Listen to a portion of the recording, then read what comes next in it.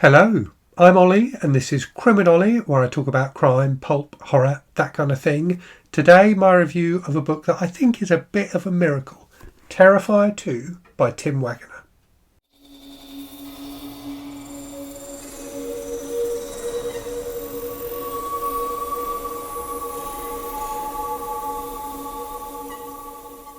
So this is a book that was way better than I expected it to be.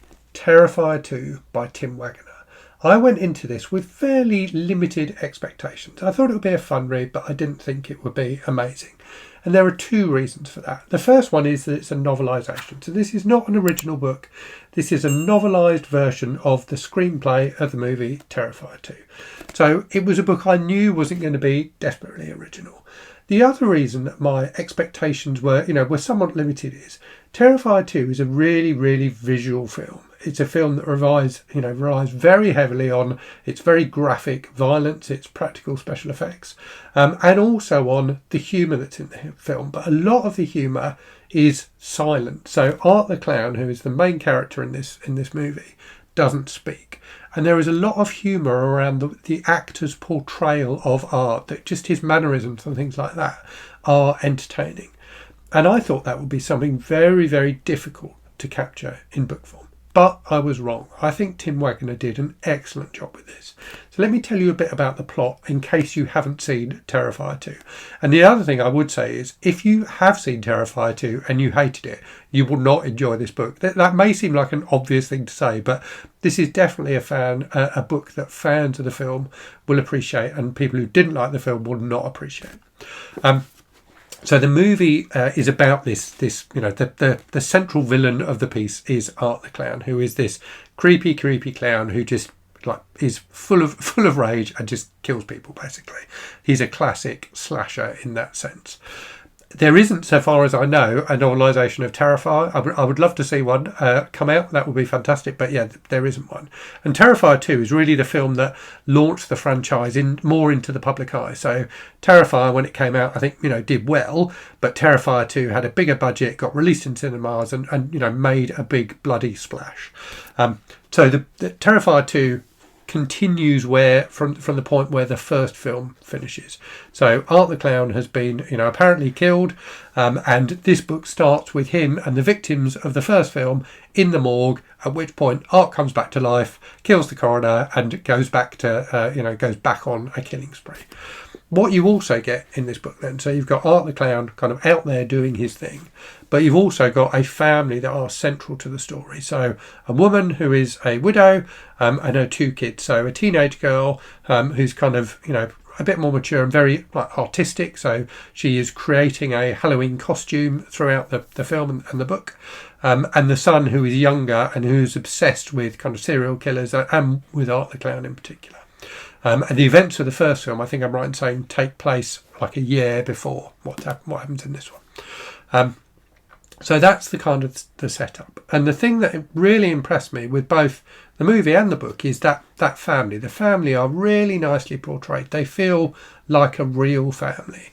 There's kind of an authenticity to their interactions, which works really, really well. And you do feel, you feel for the mother in particular that the trouble she's going through with her son and her struggles to understand him and to try and break through to him are well done.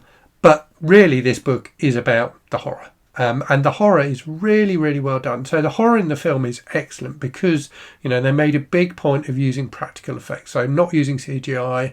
The horror is, very, very graphic, quite shocking, really, really horrific and horrible, but fascinating and watchable, I think, because of the fact that they use those practical effects. It is grueling and horrifying, but it works. And the thing that Tim Waggoner does so well in this book is managed to bring that to life on the page. I think that reading really graphic stuff in books can be a bit wearing in a way.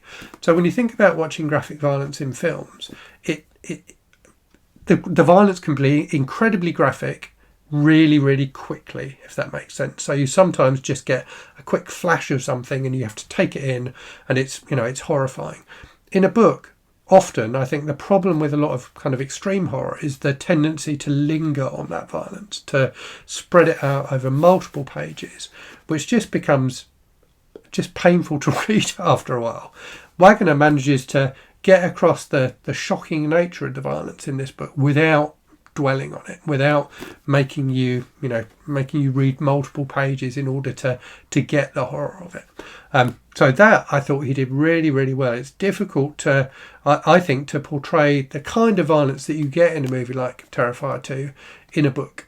And I think Waggoner did it very, very well. So he captured that side of the visuals. And then the other thing is, as I said at the start, Art the Clown is a funny character. The way he is portrayed in the film, and this may sound, given that he's a horrific serial killer, that may sound strange, but there is a humour to the performance that the actor who plays Art gives. Like his mannerisms, his expressions and things like that, which works really well. And I thought Waggoner did a great job of capturing that in this book, despite the fact that Art has no dialogue. So Art, comes to life as a character in this book, despite the visual nature of his character. I thought Waggoner did that really, really well. And he's an interesting writer. I definitely want to read more by him. He's written a load of kind of novelisations and TV tie-ins and things like that. And based on this, he's clearly very, very good at that. I've read one other book by him, which I read a few years ago, They Kill, which I also thought was really, really good. So he's definitely, after reading this, he's definitely an author who is on my radar now and who I want to read more by.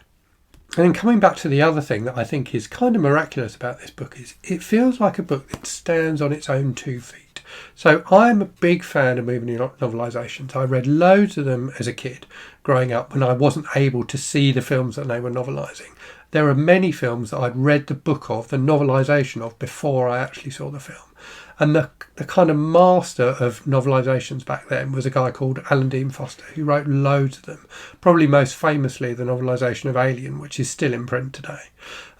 Foster was really, really great at it. And I think Tim Waggoner has something of the same talents that Alan Dean Foster had, in that this feels like a book that kind of exists in its own right. You could read this if you hadn't seen the film and enjoy it, I think, in the same way that I read a load of novelisations when I was a teenager for films that I hadn't yet seen. So I think this book really does stand on its own 2 feet. As I said at the start, if you have seen the film and you didn't like it, you definitely wouldn't enjoy this book. But if you haven't seen the film and you fancy getting a taste of what Terrifier is about, I think, particularly if you're someone who doesn't like seeing graphic violence on screen, this book manages to capture the spirit of the film, the humour and the horror, whilst also being a book that works in its own right. And I made a video earlier this week talking about honesty being the thing that I most value in books and movies. I think the Terrifier films are honest. They are just pure horrific entertainment, and that's all they set out to be, and they are very, very upfront about that. I think this book is honest as well. This is, it's a movie tie-in. It's obviously a book that is motivated by wanting to cash in on the success of the film.